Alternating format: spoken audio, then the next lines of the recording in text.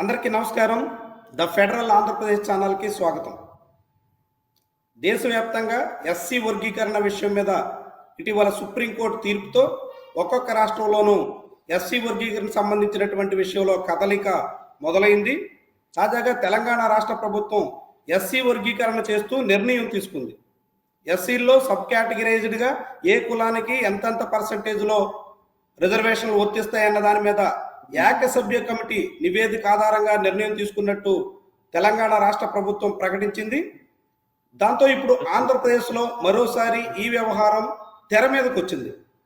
ఆంధ్రప్రదేశ్లో కూడా ఎన్డీఏ ప్రభుత్వం ఎస్సీ వర్గీకరణ విషయం మీద ఎలాంటి నిర్ణయం తీసుకోవాలన్న అంశంపై ఇప్పటికే ఏకసభ్య కమిషన్ నియమించింది. ఏకసభ్య కమిషన్ రాష్ట్ర వ్యాప్తంగా పర్యటన చేసింది. ఆ కమిషన్ సంబంధించినటువంటి నివేదిక సమర్పించడానికి కోసం ఇప్పటికే మరికొంత గడువు కోరడంతో దాన్ని రాష్ట్ర ప్రభుత్వం పొడిగించింది. ఇక ఎప్పటికీ ఈ కమిషన్ నివేదిక వస్తుంది, ఎప్పటికీ ఆంధ్రప్రదేశ్లో ఎస్సీ వర్గీకరణ జరుగుతుంది, తెలంగాణలో జరిగినటువంటి వర్గీకరణ విషయం మీద ఆంధ్రప్రదేశ్ ఎంఆర్పిఎస్ నేతల అభిప్రాయం ఏంటి, ఇలాంటి విషయాలు మనతో మాట్లాడడానికి సిర్రా బాలాజీ ఎంఆర్పిఎస్ రాష్ట్ర యువ నేత మనతో ఉన్నారు. ఆయనతో మాట్లాడదాం. నమస్కారం బాలాజీ గారు. నమస్కారం సార్. బాలాజీ గారు, ఇప్పుడు తెలంగాణలో అక్కడ రాష్ట్ర ప్రభుత్వం వర్గీకరణకు అనుకూలంగా నిర్ణయం తీసుకుంది.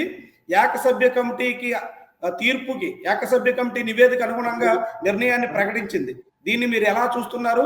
ఆంధ్రప్రదేశ్ లో ఏం జరగాలని ఆశిస్తున్నారు?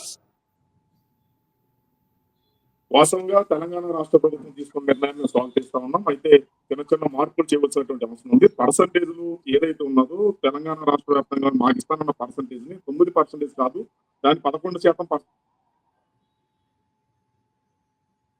మాలో ఉన్నటువంటి 59 కులాల్లో అత్యంత వెనకబడిన కులాలని ఏ కేటగిరీలో కానివ్వండి, బి కేటగిరీలో కానీ పెట్టినప్పుడు మా పర్సంటేజ్ శాతాన్ని అనుకూలంగా మాకు ఏదైతే ఉన్నదో ఆ పర్సంటేజ్ శాతం 11కి పెంచాలనేటువంటిది తెలంగాణలో ఉన్నటువంటి మాదిక సమాజం అంతా కూడా కోరుతాం. ఆంధ్రప్రదేశ్ రాష్ట్రానికి వచ్చినప్పటికీ ఇప్పటికే మేము అన్ని రాజకీయ పార్టీలు కూడా విజ్ఞప్తి చేసుకుంటా ఉన్నాం. ఎన్నికల హామీలు వాగ్దానాలు నిలబెట్టుకోవడంతో పాటుగా ఎన్డీఏ కూటమి ప్రభుత్వం పైన మాకు అచంచలమైనటువంటి విశ్వాసం ఉన్నది. ఆ అచంచలమైనటువంటి విశ్వాసంతో మాదిగల పక్షపాతిగా హైదరాబాద్ లో జరిగినటువంటి మీటింగ్ సందర్భంగా మాదిగలందరికీ కూడా ప్రత్యేకమైనటువంటి హామీ ఇవ్వడం జరిగింది.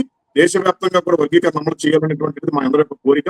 ఆంధ్రప్రదేశ్ రాష్ట్రంలో ఎన్డీఏ కూటమి ప్రస్తుతానికి ఉన్నటువంటి తెలుగుదేశం జనసేన కూటమి ప్రభుత్వం విజయం సాధించాలని చెప్పని మాదిగ సమాజం మొత్తం కూడా ఆ కూటమి వైపు నిలబడి ఆ కూటమిని ఈ రోజు విజయ బంధాలను నడిపించి అధికారంలోకి తీసుకురావడంలో అనూహ్యంగా వాయిదా పడటం జరిగింది. తెలంగాణ గవర్నమెంట్ రేవంత్ రెడ్డి గారు కొంత అన్యాయంగా దుర్మార్గంగా మా మీటింగ్ పర్మిషన్ ఇవ్వడానికి ఆఫ్ చేయడం జరిగింది. ఆ మీటింగ్ సంబంధించిన సమాచారాన్ని మా ప్రజలందరికీ తెలియజేయడం వల్ల ఏదైతే లక్ష డప్పులు వేల గొంతుల కార్యక్రమం ఉన్నదో మా వాణిని వినిపించడానికి ఈ సమాజంలో మొట్టమొదటి ధ్వనిని శబ్దాన్ని పుట్టించినటువంటిది గొప్పన ఈ మాదిగ బిడ్డే.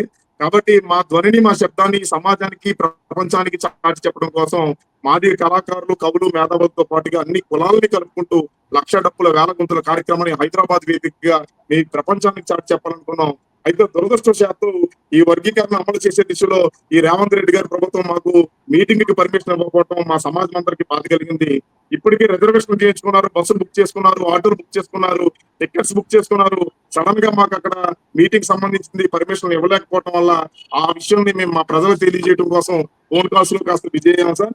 ఏది ఏమైనా ఆంధ్రప్రదేశ్ రాష్ట్రంలో ఉన్నటువంటి గౌరవ ముఖ్యమంత్రి నారా చంద్రబాబు నాయుడు గారి పైన మాదిగ సమాజానికి, అదేవిధంగా డిప్యూటీ సీఎం గారు పవన్ కళ్యాణ్ గారి పట్ల కానీ, అదే విధంగా ఈ రాష్ట్రంలో ఉన్నటువంటి బీజేపీ నాయకుల పట్ల కానీ మాకు చాలా విశ్వాసం ఉన్నది. ఎస్సీ వర్గీకరణ అమలు ఆంధ్రప్రదేశ్ రాష్ట్రంలో చేయాలని మేము కూడా కోరుతున్నాం.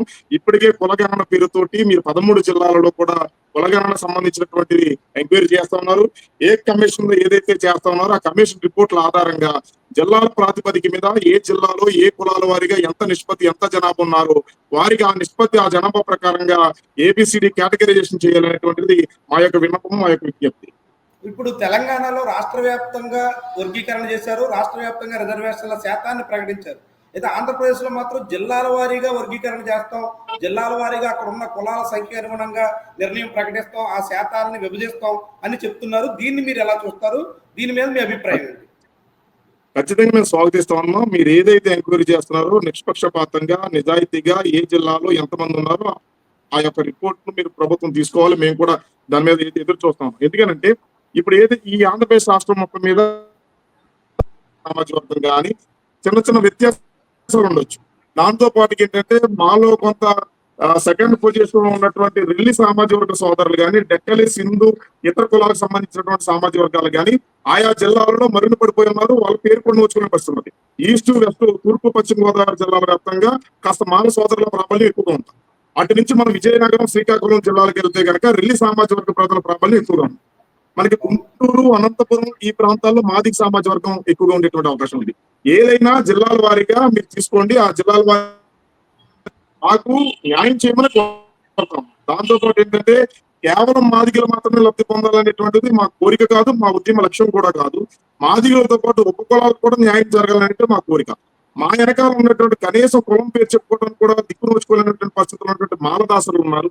అదే విధంగా మా 59 ఉపకులాలు కనీసం ఇప్పటికి కులం సర్టిఫికేట్ తెచ్చుకునేటువంటి వాళ్ళు ఒక్క ఉద్యోగం కూడా 1% ఉద్యోగం కూడా లేనటువంటి కులాలన్నిటికీ న్యాయం జరగాలంటే జిల్లాల వారీగా మీరు చేపట్టిన దాన్ని మేము స్వాగతిస్తానున్నాం.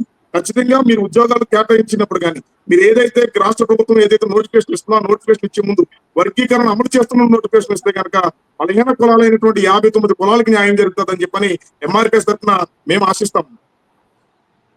ఇప్పుడు ఇక ఈ రిజర్వేషన్ సంబంధించి వర్గీకరణ విషయాన్ని అస్సలు అంగీకరించం. తెలంగాణలో ఎట్లా చేసినప్పటికీ కూడా ఆంధ్రప్రదేశ్లో అమలును అడ్డుకుని తీరతామని మాల మహానాడు అంటుంది. ఆ సంఘ నాయకులందరూ చెప్తున్నారు. దీన్ని ఎట్లా చూస్తారు? వాస్తవం వాళ్ళు ఇప్పటి నుంచే కాదు 33 సంవత్సరాల నుంచి మా యొక్క అభివృద్ధిని మాకు ఎజెండా ఉన్నది. ఏబిసిడి వర్గీకరణ అనేటువంటిది మా ఎజెండా. మా ఎజెండా ఏంటంటే 59 ఉపకులాల యొక్క అభివృద్ధి ఎజెండా. వాళ్ళ ఎజెండా ఒకటే వర్గీకరణ అవ్వడం వాళ్ళ ఎజెండా. వాళ్ళు ఇప్పటికీ అన్ని రకాలుగా సామాజికంగా, ఆర్థికంగా, రాజకీయంగా అన్ని రంగాల్లో అభివృద్ధి చెందినటువంటి మాల సోదరులు ఇప్పుడు మా దగ్గరికి వచ్చేప్పటికి మీతో పాటు ఉన్న మా సోదరులు అయినటువంటి మేము కూడా అభివృద్ధి చెందాలనేటువంటి కనీసమైనటువంటి అవగాహన లేకుండా అంబేద్కర్ వాదులను ఎట్లా చెప్పుకుంటారు, అంబేద్కర్ ఏం కోరుకున్నారు అనేటువంటిది కనీస అవగాహన లేదు కదా. ఈ రాష్ట్రంలో దాదాపు 100 సంఘాల పైగా ఉన్నాయి మాల మహానాడు సంఘాలు. వీధికో సంఘంగా ఉన్నది. ఈ సంఘాలన్నీ కలిపి వర్గీకరణ అవుతానంటే హాస్యాస్పదమైనటువంటిది. వర్గీకరణ తథ్యం, అది ఆపడం ఎవరి తరం కాదు. మేము మా సోదరులకి మేము విజ్ఞప్తి చేసుకుంటా ఉన్నాం. వర్గీకరణ అమలు కాబోతున్నటువంటి సందర్భంలో మేము అందరం విజ్ఞప్తి చేస్తా ఉన్నాం. మీ అందరినీ రిక్వెస్ట్ చేసుకుంటా ఉన్నాం. మీతో పాటు మీకున్నటువంటి 59 కులాలు కూడా అభివృద్ధి చెందాలంటే వర్గీకరణకి సహకరించాలి తప్ప అడ్డుకోవడం అనేటువంటిది చేయడం అనేటువంటి చాలా బాధాకరమైనటువంటి విషయం. మీరు అడ్డుకున్న వర్గీకరణ ఆగదు. మీరు ఏ రకంగా గొగ్గలు పెట్టినా సరే వర్గీకరణ జరగడం తథ్యం.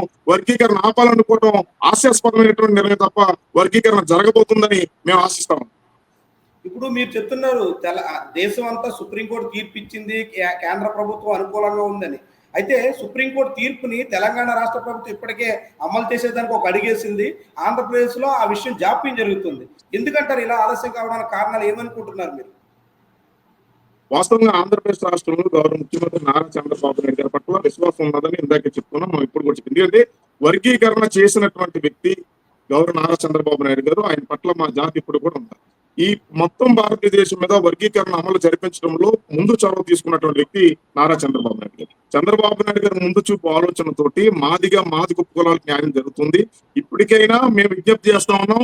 ఓ రకంగా ఏంటంటే కూటమి ప్రభుత్వం మాదిగల పట్ల చాలా విశ్వసనీయతతోటి వర్గీకరణ అమలు చేయడం కోసం మీరు క్యాబినెట్ ని ఆమోదింపజేసుకుని క్యాబినెట్ లో నిర్ణయాన్ని తీసుకుని ఆ నిర్ణయాన్ని అసెంబ్లీ సాక్షిగా మీరు వెలువడించాలి. వర్గీకరణ త్వరితగతిన వేగవంతం చేయవలసింది కోరుతున్నాం. బహిరంగంగా ప్రకటనలు చేశారు చంద్రబాబు నాయుడు గారు కానివ్వండి, డిప్యూటీ సీఎం పవన్ కళ్యాణ్ గారు కానివ్వండి, అదే విధంగా బీజేపీ నాయకులు కానీ బహిరంగ ప్రకటనలు చేశారు. మా జాతులన్నీ కూడా ఎదురు చూస్తా ఉన్నాయి మీ యొక్క ప్రకటనతో పాటుగా ఈ నిర్ణయం త్వరితగతిన అమలు జరగాలని. వాస్తవంగా తెలంగాణ కంటే ముందు ఆంధ్రప్రదేశ్ లో అమలు అవుతుందని మేము ఆశించాం. అయితే కొంత కాలజ్ఞాపకం జరుగుతూ ఉన్నది. మేము విజ్ఞప్తి చేసుకుంటాం రాష్ట్ర ప్రభుత్వాన్ని. అది కనుక లేట్ అయితే మా దిక్కుల యొక్క దాని ఏమంటారంటే చిరకాల చొప్పునాన్ని మీరు ఆపాలనుకున్నా, అడ్డుకోవాలనుకున్నా అది వేరే కోణంలో వెళ్తుంది. దయచేసి మా యొక్క ఈ బాధని, మా యొక్క ఆవేదన మీరు అర్థం చేసుకోవాలి. ఆంధ్రప్రదేశ్ రాష్ట్రంలో వెంటనే క్యాబినెట్ లో మీరు తీర్మానం చేయాలి, అసెంబ్లీ సాక్షిగా మీరు ప్రవేశపెట్టాలని చెప్పని మా అందరి పక్షాన్ని విజ్ఞప్తి చేసుకుంటాం. మీరు ఇందాక కూడా ప్రస్తావించారు రాయలసీమ లాంటి ప్రాంతాల్లో మాదిగల సంఖ్య ఎక్కువ, కోస్తాలో ముఖ్యంగా గోదావరి జిల్లాల్లో మాలల సంఖ్య ఎక్కువ అని. ఇప్పుడు ఈ మాలల సంఖ్య రీత్యా ఎక్కువగా ఉండడం, రాజకీయంగాను సామాజికంగాను ముందడుగున్నారని మీరే చెప్పారు. వీటన్నిటి కారణాలతో మాలల ఒత్తిడి వల్లే రాష్ట్ర ప్రభుత్వం ఈ విషయంలో వేగంగా నిర్ణయం తీసుకోలేకపోతుంది అన్న అభిప్రాయం గురించి మీరేమంటారు? మానవులు ఒత్తిడి చేసినా చంద్రబాబు నాయుడు గారికి మాదిగల పట్ల ఒక క్రమమైనటువంటి ఆలోచన ఉంది. చంద్రబాబు నాయుడు గారు మాదిగల్ని చాలా దగ్గరగా చూశారు. ఒకప్పుడు చంద్రబాబు నాయుడు గారు పాదయాత్రను అడ్డుకుంటామని చెప్పని కోదండరామిరెడ్డి గారు తెలంగాణలో ఆప్ చేసిన, ఆంధ్రప్రదేశ్ లో మానవులందరూ కూడా ఆయన మీద రాళ్లేసి ఆయన ఇబ్బంది పెట్టాలని చూసిన, జూపుడు ప్రభాకర్ లాంటి వ్యక్తులు చంద్రబాబు నాయుడు గారికి నీకు పిచ్చి పట్టింది, నిన్ను ఎర్రగడ్డ మెంటల్ హాస్పిటల్లో జాయిన్ చేయాలని చెప్పిన, కార్యం శివాజీ లాంటి మాల మహానాడు అధ్యక్షులు ఆయన మీద నిడదోలు లాంటి ప్రాంతాల్లో రాళ్లు రువ్వే ప్రయత్నం చేసినా, ఎవరు ఎన్ని చేసినా మాదిగ సమాజం ఆయనకు అండగా నిలబడింది. ఆనాడు గెలిపించడంలో, ఆనాడు ఆయన మహాపాదయాత్రను నడిపించడంలో, ఈ రోజు ఆంధ్రప్రదేశ్ లో కూటమి ప్రభుత్వం అధికారంలో రావడంలో మేము చెప్తున్నాం, జగన్మోహన్ రెడ్డి మాదిగల ద్రోహి అని చెప్పాం. జగన్మోహన్ రెడ్డిని మాదిగలు విశ్వసించకూడదని చెప్పాం. కూటమి ప్రభుత్వం అధికారంలోకి వస్తే వర్గీకరణ జరుగుతుందని చెప్పాం. కాబట్టి మానవులు ఎన్ని అడ్డుకున్నా చంద్రబాబు నాయుడు గారికి మాదిగల పట్ల ఒక ఒక రకమైనటువంటి ఆలోచన ఉంది. కాబట్టి ఖచ్చితంగా వర్గీకరణకు ఆయన సహకరిస్తారని మేము నమ్ముతా ఉన్నాం. దీంతో పాటుగా డిప్యూటీ సీఎం పవన్ కళ్యాణ్ గారు కూడా మాదిగల పట్ల కొంత అధ్యయనం చేశారు. ఆయన ఎన్నికల మేనిఫెస్టోలో కూడా మాట్లాడిన క్రమంలో ఖచ్చితంగా ఎస్సీ వర్గీకరణ న్యాయబద్ధమైనటువంటిది, దాన్ని న్యాయబద్ధంగా జరపాలని స్టేట్మెంట్ కూడా ఇవ్వడం జరిగింది. కాబట్టి ఈ కూటమి ప్రభుత్వం మాలలు ఎన్ని ఆటంకాలు సృష్టించినా, ఆంధ్రప్రదేశ్ రాష్ట్రంలో ఇప్పటి నుంచే కాదు ఎప్పటి నుండో కూడా మాలలు అడ్డుకుంటే ప్రయత్నం చేస్తా ఉన్నారు. ఎందుకంటే పైనుంచి కింద వరకు కూడా వాళ్ళే ఉన్నారు. సుప్రీంకోర్టు ప్రధాన న్యాయమూర్తి చేసిన కానీ జస్టిస్ కడిదల రామస్వామి చేసిన టైం కాడి నుంచి ఇప్పటి వరకు కూడా ఆంధ్రప్రదేశ్ నుంచే మాలలు అన్ని రకాలుగా అడ్డుకుంటున్నారు. ఆనాడు రామస్వామి అడ్డుకుంటే ఈ రోజు రామస్వామి గారు అబ్బాయి అడ్డుకుంటా ఉన్నారు. ఈ రోజు ఇక్కడ ఉన్నటువంటి కొంతమంది చోటాపోట నాయకులు అడ్డుకోవాలని ప్రయత్నం చేసినా ఇది న్యాయమైనటువంటిది. ఆంధ్రప్రదేశ్ రాష్ట్రంలో మాదిగలకు వర్గీకరణ, 59 కులాల వర్గీకరణ, ఇది మాదిగలు ఒక్కరిదే కాదు, ఈ మిగిలిన కులాలు కూడా అభివృద్ధి చెందుతాయని ఇతర అగ్ర కులాలకు సంబంధించిన వాళ్ళందరూ కూడా మాకు మద్దతుగా ఉన్నారు. ఈ ఆంధ్రప్రదేశ్ రాష్ట్రంలో ఉన్నటువంటి కమ్మ సోదరులు కానివ్వండి, రెడ్డి సోదరులు కానివ్వండి, బ్రాహ్మణ సమాజం కానివ్వండి, బీసీ వర్గాలు కానివ్వండి, ఖచ్చితంగా వర్గీకరణ జరగాలని మాకు మద్దతుగా ఉన్నారు. కాబట్టి మాలలు ఒక్కలు ఆపినంత మాత్రాన వర్గీకరణ ఆగదు, వర్గీకరణ జరుగుతుందని మేము ఆశిస్తాం.